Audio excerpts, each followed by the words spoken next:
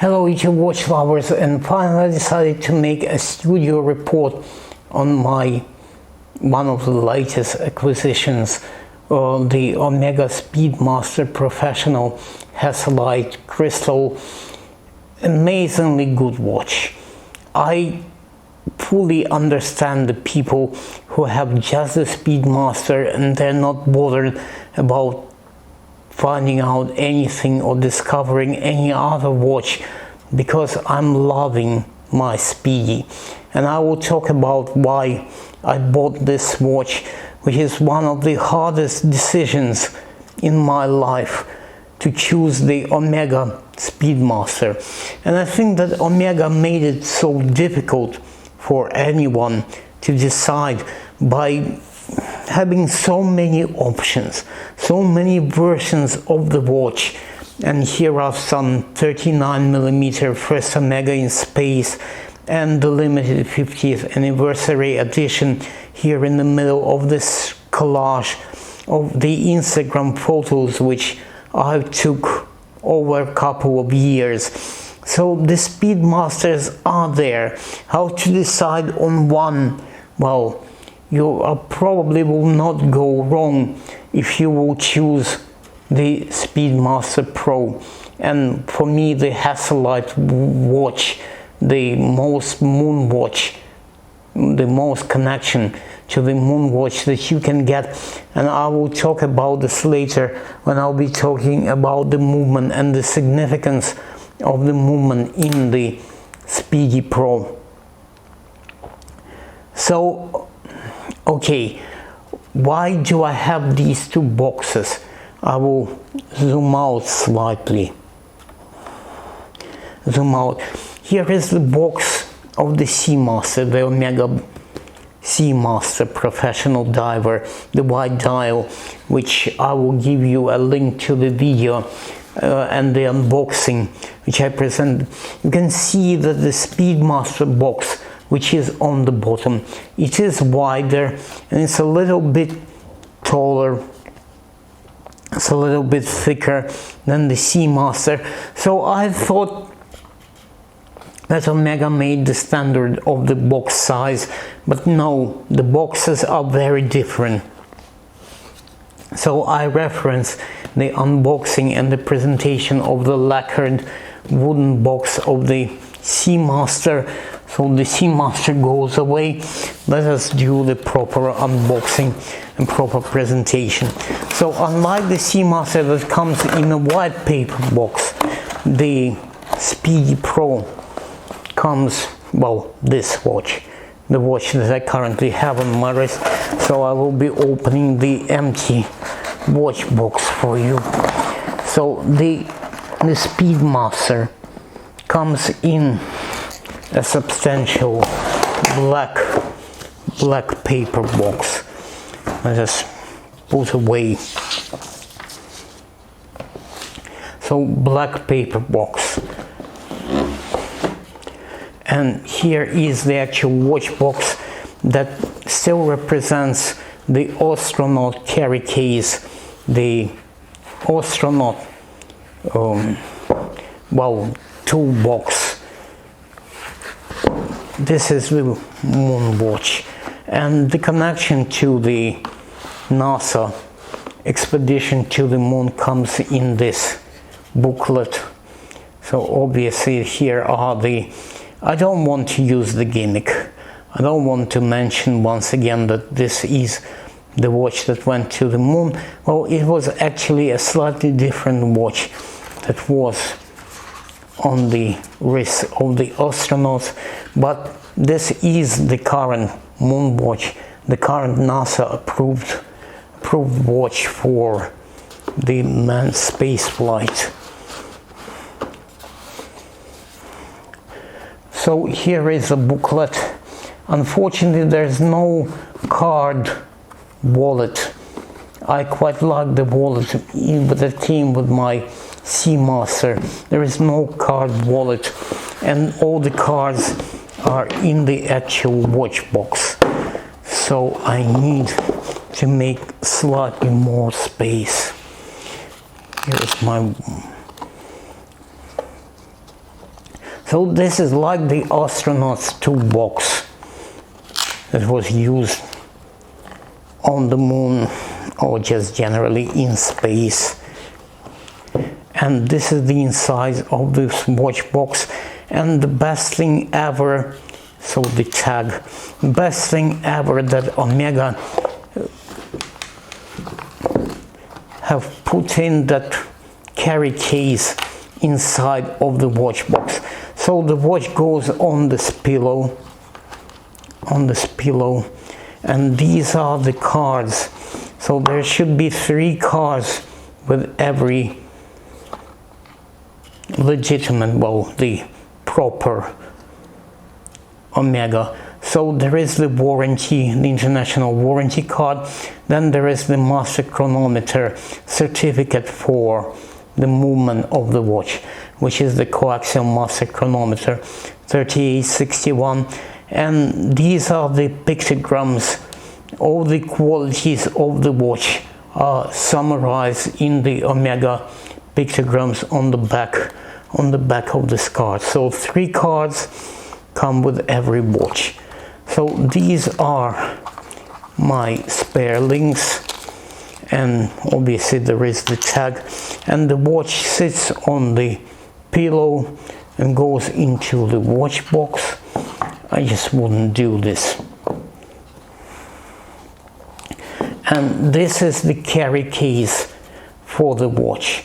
So very, very, very good selection. I think that Omega really improved the whole experience. There are less things in the new Omega Speedmaster. There is no astronaut strap. There is no NATO that came with the previous generation of the Moon watch. But there are nice additions to the basics through this carry case for the watch. Okay, I will make a short break and I will start talking about this watch in just about a minute. That would take to put away this case, as I think that you've seen enough of it. Okay, let us zoom in on the actual watch and make the actual watch the center of this presentation. So this is the only time that I'll give you the full reference number. So it's 310-304-250-1001. So, well, I would always call it the 3861 hesalite crystal Speedy. Well, much easier to remember than all these numbers. So I have purchased this watch the last 31st of August, just because the price has gone slightly up. So from 5720 GBP that I paid at the Omega AD here in Belfast to 6000 GBP, which you have to pay now if you want to buy the watch from the AD. I have to say that on Chrono24 the watch is available currently in the United Kingdom from 4,500. So this is a saving of 1,500 on having this watch pre-owned. Well, I will tell you why I did this with my AD. I really needed to get my connection to the Lance jewelers here in Belfast as strong as it can be. And you know that the offer of the Tudor Pelagus 39 came a week after I bought this watch. So really want to connect to my AD, and maybe we'll have an offer of a Rolex in the near future. So this watch, I'm really liking it. I really like the feeling of this watch on this bracelet. So the case diameter is 42 millimeters. The lug to lug distance one of the most important for the wear of the watch on the wrist, is only 47 millimeters. So this is not particularly extending lugs. And as you see, the bracelet, so first of all, it tapers really nicely. So 20 to about 18 millimeters at the clasp. The bracelet tapers, and the clasp is very well designed, and the bracelet really can fit, well, any wrist that can hold on to this 47 millimeter lug to lug distance. Really good design. So the only thing that I dislike is that there is only one micro adjustment available in the clasp. So I think that the chronoscope, the same bracelet, received kind of ½ centimeter micro adjustment in the clasp. Well, not yet for the Speedmaster Pro, not yet for the Moon watch, but it fits my wrist being adjusted. I think 5 links were removed in lance on the day I bought the watch. It is very comfortable on my 18 centimeter circumference wrist. Feels like it was made for me. Really hugs the wrist very well. Don't have any complaints about the bracelet. So now let us talk about the significance of this watch, significance of this movement. And I want to say and want to show here a photograph of the Patek 5070 and the Speedy, the Speedmaster, the Omega Speedmaster, has more reference to this watch than probably anything else, because the Patek 5070, the also manual wind chronograph, is based on the Patek Philippe CH2770 movement, which is fully based on the Mania 2310. So this is the movement that was the basis for the Omega 231 movement, and I will show you this watch, which is the watch that I want to try at some point on my wrist, which has the Omega 231. This is the recreation of the Ed White Omega Speedmaster. So this is the Mania 2310 based watch. The one in my Speedy is closer to the Mania 1873 caliber, but Omega have improved the quality of that movement by installing its coaxial escapement, and this is a master chronometer watch, so 42 millimeters case diameter. It is 47 millimeters lug to lug distance, so very comfortable, very good watch for wrist medium to large size. And the width of this watch is 15.5 millimeter with the domed hesalite crystal. Loving this watch. For the moment, the way it is, I can really see people who just wear a Speedy Pro and don't need any other watch in their collection. Well, I could see possibly cutting down my whole collection to a couple of watches, but the Speedy would be the one that would be left there. Maybe a Grail like a Patek pilot's watch with the travel time complication really will make a good partner for the Omega Speedmaster. But this would be an everyday wear watch, and then a Grail like a Patek.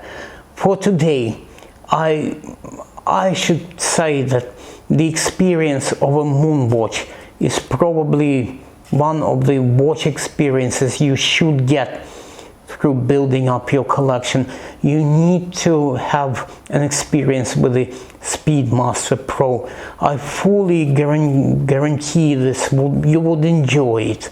You really need to completely hate Omega, completely hate the Speedmaster, but I think that there are more people who love this watch than those who disrespect the meaning of this watch, the connection to the watchmaking, the connection with the movement of this watch, connection to the space exploration and the journey and the mankind's biggest adventure, the trip to the moon. This is the moon watch, and probably the best iteration of the moon watch that ever was. So if you like this type of watch reviews with an attitude, reviews with a connection, with a selection, please like and subscribe to my channel, and I'll bring you the next review, which probably will be the Tudor Pelagos 39 in a close future. Bye, and thanks for watching.